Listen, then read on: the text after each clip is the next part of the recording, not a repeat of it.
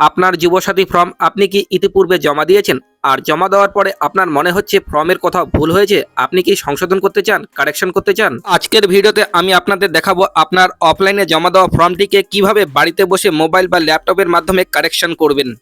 আবেদন কারেকশন করতে হলে আবার মোবাইল ফোন বা ল্যাপটপ স্ক্রিনের যে কোনো ব্রাউজার ওপেন করবেন। আমি এখানে ক্রোম ব্রাউজার ওপেন করে গুগল সার্চ বক্সে চলে এসেছি আর এখানে টাইপ করতে হবে APAS।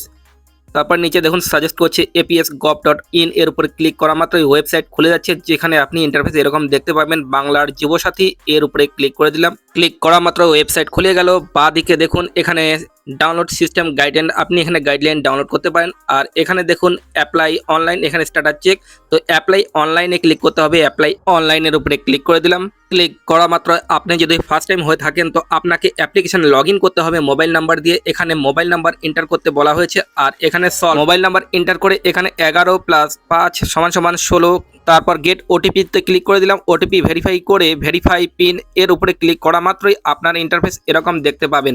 সবার উপরে এখানে লেখা রয়েছে অ্যাপ্লিকেশন ফর্ম আর এখানে দেখুন অ্যাপ্লিকেশন ফর দ্য বাংলার যুবসাথী স্কিম।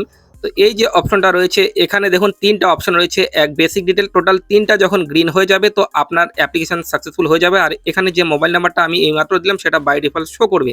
আর এখানে টোটাল যে ফর্মটা যেটা আপনি অফলাইনে ফিল আপ করেছিলেন সেটাই এখানে অনলাইনে শো করছে। আপনি যেহেতু অফলাইনে একবার ফিল আপ করেই ফেলেছেন তো আপনার এই বিষয়ে অভিজ্ঞতা আছে, কারণ এটা একদম সেম টু সেম অফলাইন ফর্মটাই অনলাইনে শো করছে। তো বন্ধুরা, অফলাইন ফর্ম ফিল আপ করতে গিয়ে আপনার কোথায় মিস্টেক হয়ে গিয়েছে সেটা কিন্তু আমি জানি না, তবে ধরুন আপনার ব্যাঙ্ক অ্যাকাউন্ট ফিল করতে গিয়ে মিস্টেক হয়ে গিয়েছে বা নাম ফিল করতে গিয়ে মিস্টেক হয়ে গিয়েছে বা মোবাইল নাম্বার, আধার নাম্বার যে কোনো ফিল করতে গিয়ে মিস্টেক হয়ে গিয়েছে তো আপনি এখানেই কারেকশন করতে পারবেন, কারণ এখানে সব অপশনই রয়েছে। তো আপনার যেটা সংশোধনের প্রয়োজন সেখানে আপনি যাবেন, সেই অপশনে যাওয়ার পরে আপনি পুনরায় আপনার ফর্মটিকে কারেকশন করে নেবেন। এক কথায় এই যে ফর্মটা রয়েছে এই ফর্মটি আপনাকে একদম শুরু থেকেই পুনরায় ফিল আপ করে পুনরায় সাবমিট করতে হবে, কারণ যেহেতু যুবসাথীর ফর্ম ফিল আপ অফলাইন বা অনলাইনে সাধারণত পাবলিকরাই করছে, যেহেতু আমাদের অ্যাপ্লিকেশন পর্ব এখনো শেষ হয়নি, যেটা 26শে ফেব্রুয়ারি পর্যন্ত চলবে, তাই অফলাইন অ্যাপ্লিকেশন ফর্মগুলো তাদের অফিসেই বান্ডিল ওয়াইজ জমা পড়ে রয়েছে এবং তারা 26শে ফেব্রুয়ারির পরে সেই ফর্মগুলোর ডাটা এন্ট্রি কাজ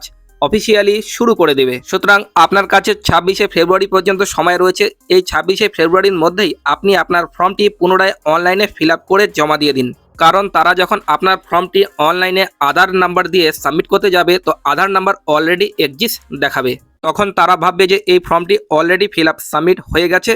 যখন আপনি অনলাইনে ফিল আপ করবেন তখন আপনাকে অ্যাকনলেজমেন্ট নম্বর দিবে, আপনি সেই অ্যাকনলেজমেন্ট নম্বর দিয়ে আপনি আপনার স্ট্যাটাস আপনি নিজেই চেক করতে পারবেন। তো বন্ধুরা, এই ট্রিকটি যদি আপনার ভালো লেগে থাকে তো অবশ্যই একটি লাইক দিয়ে যাবেন। ধন্যবাদ।